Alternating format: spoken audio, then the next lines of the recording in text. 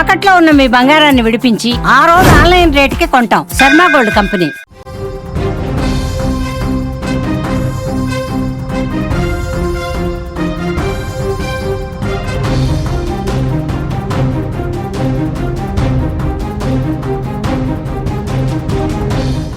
రంగారెడ్డి జిల్లా నందిగామలో దారుణం చోటు చేసుకుంది. 13 ఏళ్ల బాలికకు 40 ఏళ్ల వ్యక్తితో వివాహం జరిగింది. 8వ తరగతి ఆ బాలిక చదువుతోంది. టీచర్లకు చెప్పడంతో వెలుగు చూసింది. పెళ్లి వ్యవహారం మొత్తం కూడా బాల్య వివాహాల నిషేధ చట్టం కింద కేసు అయితే నమోదు చేశారు.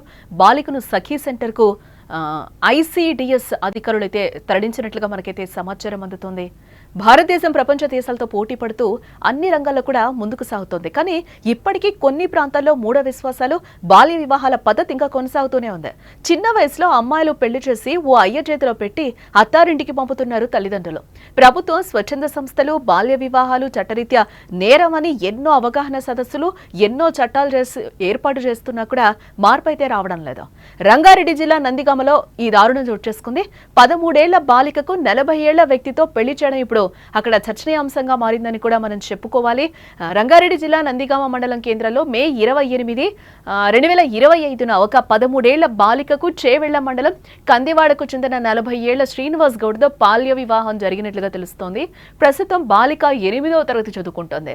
తెలిసి తెలియని వయసు కావడంతో పెళ్లంటే భయపడుతోంది. బాలికకు అత్తగారింటికి వెళ్లేందుకు ఇష్టం లేకపోవడంతో ఆమె ఉపాధ్యాయులకు సమాచారం ఇచ్చినట్లుగా మనకి సమాచారం. వెంటనే ఉపాధ్యాయ సిబ్బంది, తహసీల్దార్ రాజేశ్వర్ అలాగే ఇన్స్పెక్టర్ ప్రసాద్లకు సమాచారం ఇవ్వడంతో రంగంలోకి దిగారు. బుధవారం బాలిక తల్లి శ్రీనివాస్ గౌడ్, పురోహితుడు ఆంజనేయులు, మధ్యవర్తి పెంటేలపై కేసు నమోదు చేశారు. బాలికను ఐసిడిఎస్ అధికారుల సహకారంతో సఖీ కేంద్రానికి అయితే తరలించారు. ఇక ఇదే అంశానికి సంబంధించి హెడ్ మాస్టర్ ఏమంటున్నారో కూడా ఈ ఘటనకు సంబంధించి ఒకసారి విందాం. మా పాఠశాలలో మొన్న ఒక అమ్మాయి ఏడుస్తూ ఉంటే, ఏడుస్తున్నామని క్లాస్ టీచరు తర్వాత మిగతా లేడీ టీచర్లు అడిగినప్పుడు తనకు మే 28కి పెళ్లి చేసినారు, ఇవాళ పంపిస్తారంట అత్తగారింటికి అని చెప్పింది. ఆ సందర్భంగా మరి ఎంక్వైరీ చేస్తే ఇంకా ఆ అమ్మాయికి నిజంగానే పెళ్ళి అయింది అని చెప్పి ఆ రోజే తెలిసిందనమాట. మొన్న తెలవంగానే మేము ఎంఆర్ఓ గారికి ఫోన్ చేసాం. ఎంఆర్ఓ మళ్ళీ పోలీస్ డిపార్ట్మెంట్కి, ఐసిడిఎస్ వాళ్ళకి అట్లా అందరికీ ఇన్ఫర్మేషన్ ఇవ్వడం జరిగింది. అమ్మాయికి సంబంధించి ఇదే ఊరు వాళ్ళది, నందిగామ, జడ్పిహెచ్ఎస్ నందిగామలో 8th క్లాస్ చదువుతుంది. తనకు తండ్రి లేడు కాబట్టి వాళ్ళ తల్లికి అడిగితే ఏం చెప్పిందంటే, లేదు వెనక ముందలు ఎవరు లేరు కదా, అందుకనే నేను పెళ్లి చేసి ఇచ్చిన అని చెప్పేసి ఎంఆర్ఓ గారికి చెప్పిందనమాట. కాబట్టి ఆ విషయంలో మేము వెంబడే స్పందించి ఎంఆర్ఓ గారికి, పోలీస్ డిపార్ట్మెంట్ గారికి మాకు తెలిసిన వెంబడే ఇన్ఫర్మేషన్ ఇవ్వడం జరిగింది. భారతదేశంలో అబ్బాయిలకు 21, అమ్మాయిలకు 18 సంవత్సరాలు నిండకుండా వివాహం చేయడం చట్టరీత్యా నేరం.